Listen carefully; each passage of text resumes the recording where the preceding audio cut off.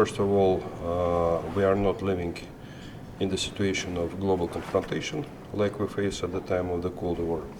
And I also believe that it will be enough political incentives not to get beyond the lines that could lead to a process that will have very difficult and very heavy consequences for European security and stability. Having said that, I would like to say, of course, we are following very closely developments within NATO, especially after summit in Wales that approved a number of very important military decisions. And these decisions are a source of concern for the Russian Federation, because for the first time we see a huge increase of military activity in the areas adjacent to the territory of the Russian Federation, especially in the Baltic area and in the Black Sea. So this is not only the source of political concerns, but of course we will take that into account in our military and defense planning. Is Russia going also to shift its military infrastructure closer to Europe?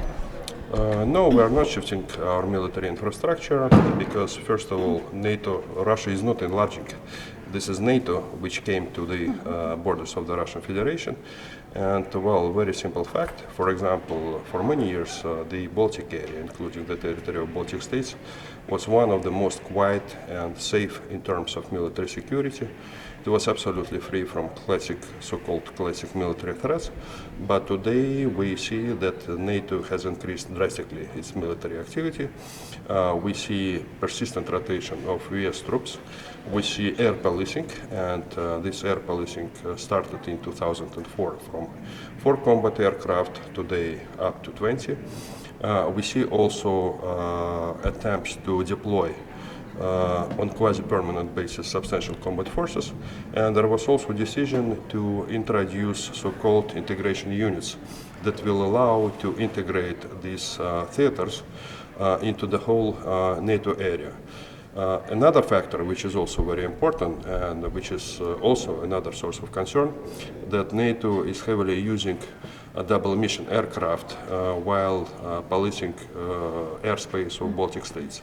And you know that flying time needed to reach St. Petersburg from Emery air base is a couple of minutes.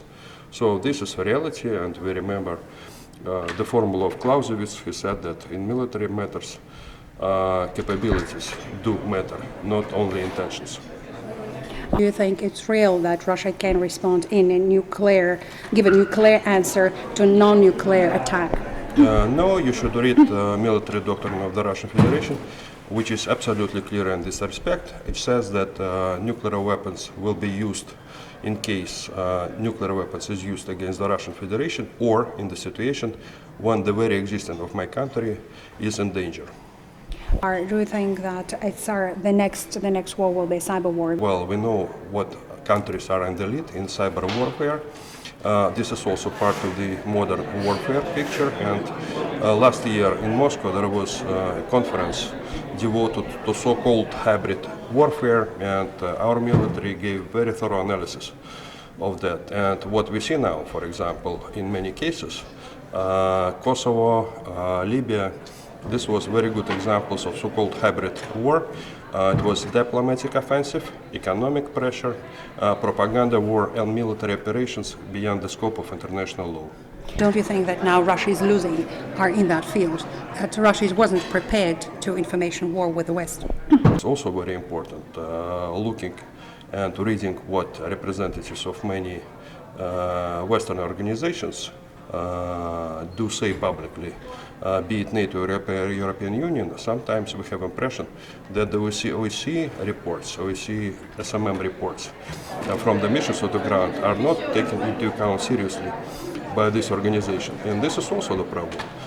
This is also the problem with arms control and confidence building instruments, because in many cases there was a lot of objective information that, for example, all these stories and narratives about so-called Russian military buildup, they were not supported by objective results of many inspections and open skies flight conducted in the framework of the OSCE commitments and obligations. Thank you very much. Ambassador, is there light in the end of the tunnel?